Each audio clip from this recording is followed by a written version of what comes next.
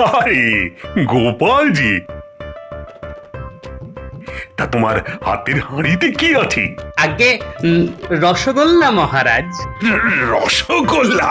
তা কি উপলক্ষে? ওই ভোলা ময়রার নাতি হয়েছে তো, তাই সেই আনন্দে ভোলা আমার হাত দিয়ে এই রসগোল্লা পাঠিয়ে দিল মহারাজ। ও তাই তো ভাবছি গোপালের মতো কিপটে খাওয়াবে রসগোল্লা। কি বললেন? কিপটে? আমি কিপটে? এই কিপটে তো, তাই তো রোজ বাজার থেকে কুচো চিংড়ি কিনে নিয়ে যাও। দেখেছেন মহারাজ, আমি কুচো চিংড়ি কিনি বলে মন্ত্রী মশাই খামোখা কেমন আমায় অপমান করছেন। আচ্ছা আচ্ছা, ছাড়ো ছাড়ো, দাও গোপাল দাও, রসগোল্লার হাঁড়িটা আমার হাতে দাও।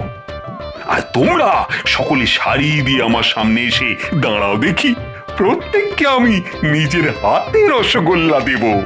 মহারাজ কৃষ্ণচন্দ্র, আমি একটা অশুভ সংবাদ নিয়ে এসেছি। সে কি? এই নিন, নবাব বাহাদুরের পত্র।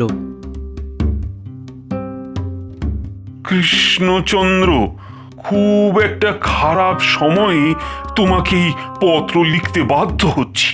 আমার কাছে একটা উড়ো চিঠি এসেছে। কোনো এক অজ্ঞাত শত্রু আমার শান্ত বাংলাকে অশান্ত করে তুলতে ভয়ঙ্কর এক জীবাণু ভূত ছেড়ে দিয়েছে সারা বাংলা জুড়ে। সে কি? এই জীবাণু ভূত মানুষের শরীরে ঢুকে বাসা বাঁধবে, মানুষের জ্বর হবে, হাঁচি কাশি হবে, স্বাভাবিক মানুষ পাগলের মতো আচরণ করতে করতে মারা যাবে। আর সেই সুযোগে অজ্ঞাত শত্রু আমার সাধের বাংলাকে গ্রাস করে নেবে। সে কি? ঘোর কলি।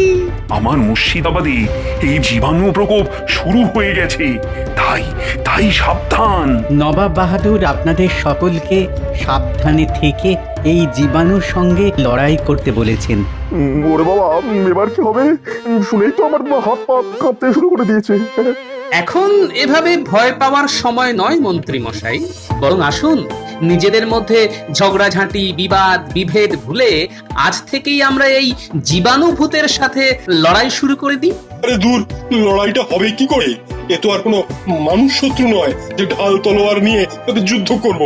এ তো এক জীবাণু, যাকে চোখে দেখা